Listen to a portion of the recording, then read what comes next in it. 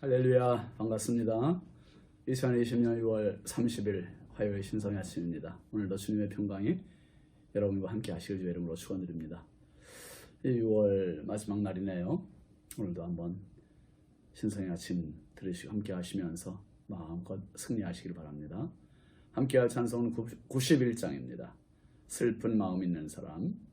가사 불러드릴게요. 슬픈 마음 있는 사람 예수 이름 믿으면 영원토록 변함없는 기쁜 마음 얻으리.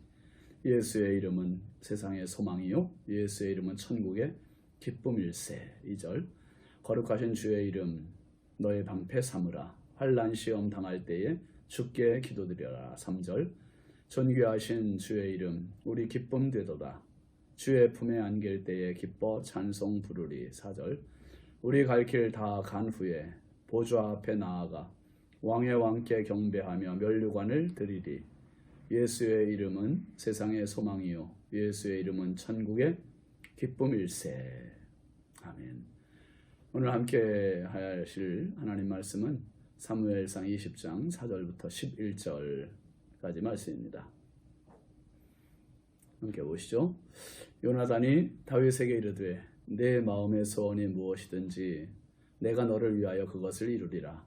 다윗이 요나단에게 이르되 내일은 초하루인즉 내가 마땅히 왕을 모시고 앉아 식사를 하여야 할 것이나 나를 보내어 셋째 날 저녁까지 들에 숨게 하고 내 아버지께서 만일 나에 대하여 자세히 묻거든 그때에 너는 말하기를 다윗이 자기 성읍 베들레헴으로 급히 가기를 내게 허락하라 간청하여 싸우니 이는 온 가족을 위하여 거기서 매년제를 드릴 때가 됨이니이다 하라. 그의 말이 좋다 하면 내 종이 평안하려니와 그가 만일 노하면 나를 해하려고 결심한 줄을 알지니 그런즉 바라건대 내 종에게 인자하게 행하라. 내가 내 종에게 여호와 앞에서 너와 맹약하게 하였음이니라. 그러나 내게 죄악이 있으면 네가 친히 나를 죽이랴. 나를 내 아버지에게로 데려갈 이유가 무엇이냐 하니라. 요나단이 이르되 이 일이 결코 내게 일어나지 아니하리라. 내 아버지께서 너를 해치려 확실히 결심한 줄 알면 내가 네게 와서 그것을 네게 이르지 아니하겠느냐 하니 다윗이 요나단에게 이르되 네 아버지께서 혹 엄하게 네게 대답하면 누가 그것을 네게 알리겠느냐 하더라.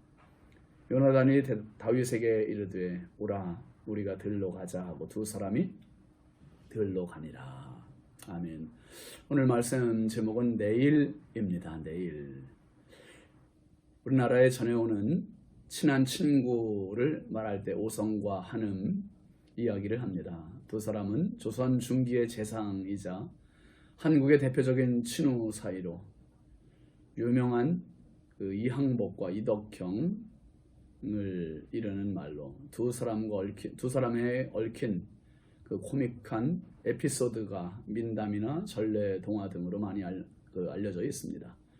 이 두 사람이 평생에 걸쳐 각별한 우정을 나눈 아주 남다른 관계였다고 말합니다.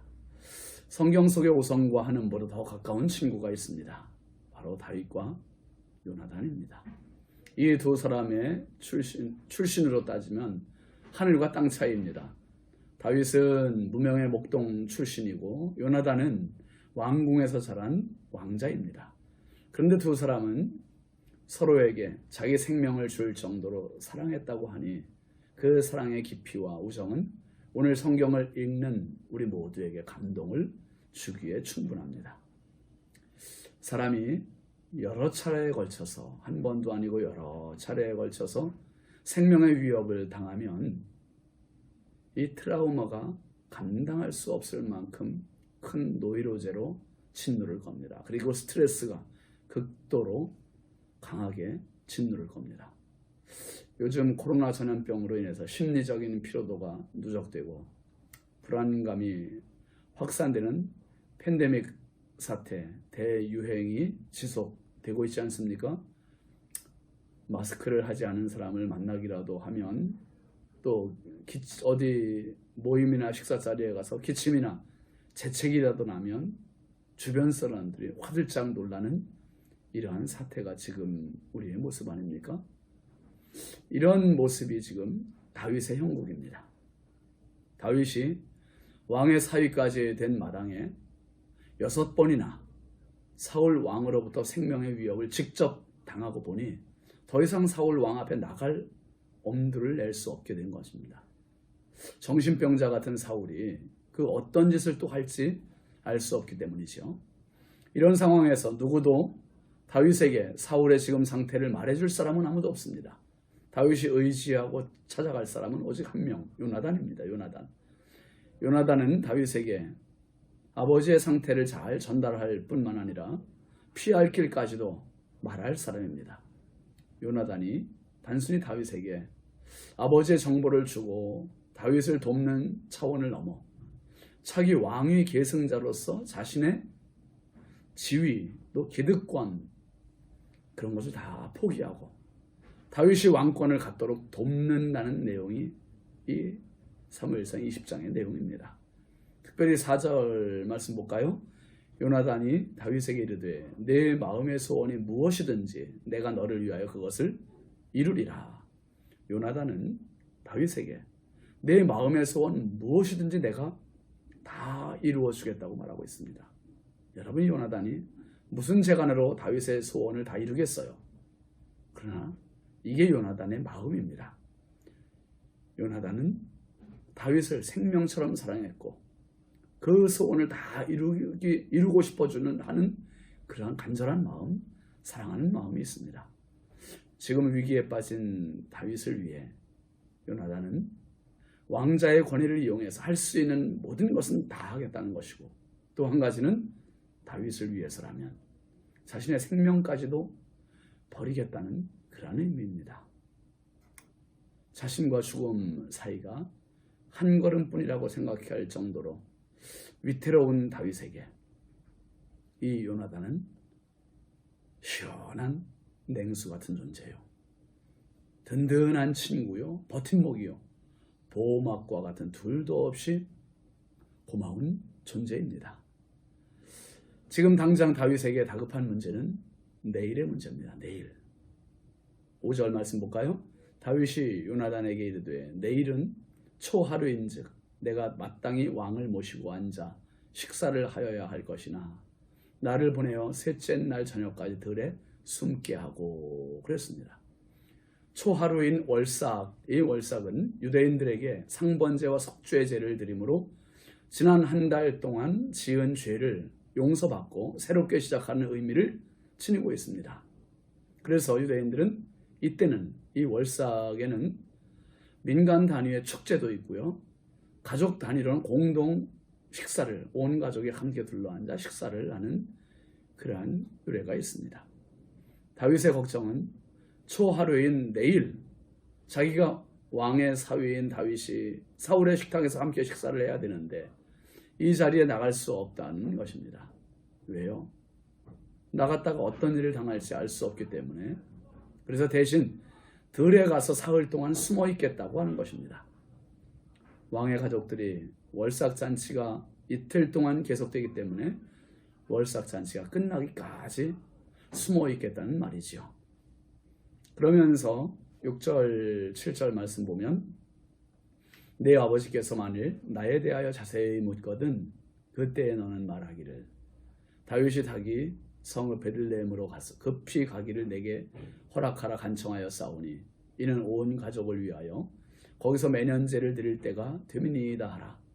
그의 말이 좋다 하면 내 종이 평안하려니와 그가 만일 노하면 나를 해하려고 결심한 줄을 알지니.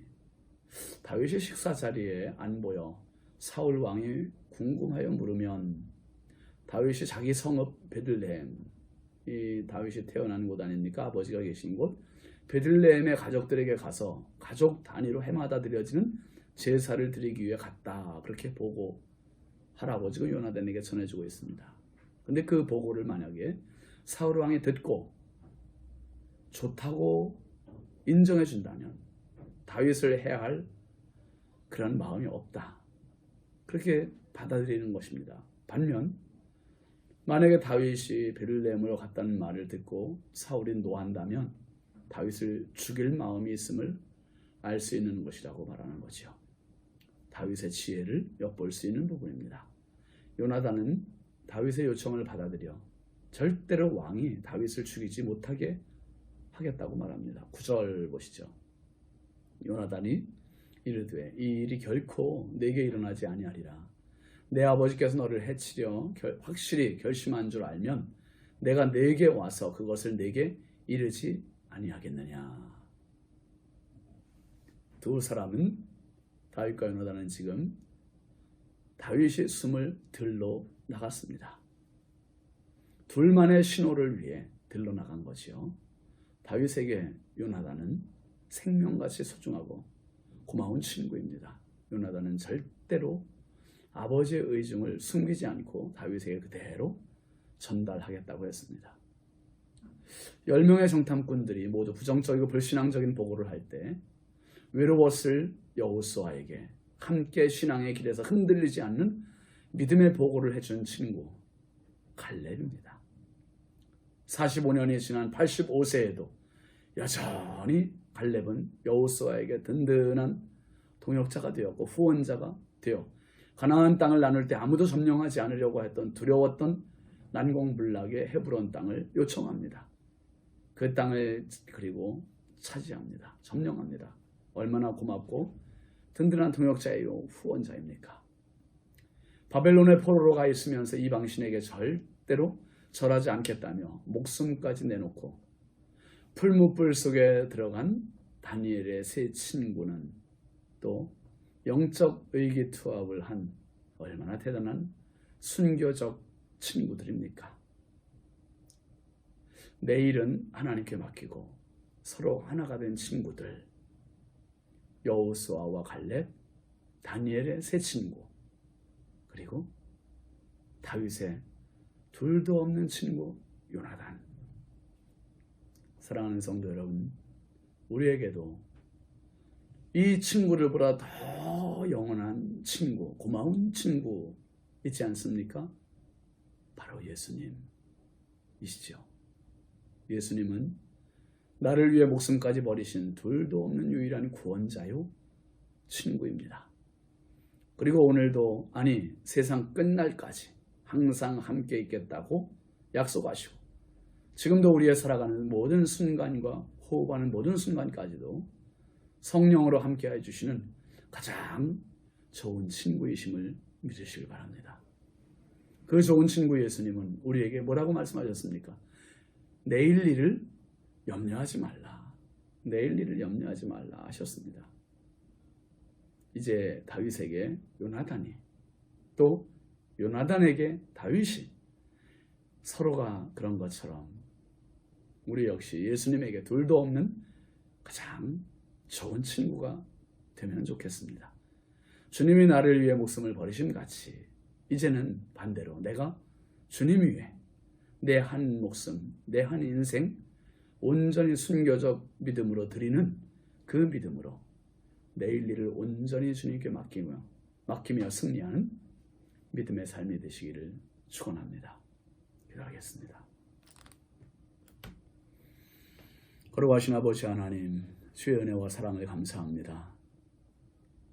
궁지에 몰린 다윗, 죽음 앞에 초조하게 긴장하고 두려움과 불안함으로 떨고 있는 다윗에게 요나단은 내일에 대한 두려움을 해소시키는 가장 좋은 친구였습니다. 든든한 버팀목이요 보호막이었습니다. 하나님, 하루를 살아도 언제 어디서 어떻게 어떤 일을 당할지 모르는 우리들에게 가장 좋은 유일한 구원자요 친구가 되어주신 예수님, 내일 일을 염려하지 말라고 말씀하신 주님, 주님께 맡기고 오늘도 충성하게 하시고 승리하게 하시고 주와 동행하는 은혜의 삶을 살게 하여 주옵소서. 우리의 영원한 친구요 구주 되신 예수님의 이름으로 축복하며 기도합니다. 아멘. 6월 한 달 수고 많으셨습니다. 오늘 마지막 날 유종의 미를 거두시고 승리하십시오. 감사합니다.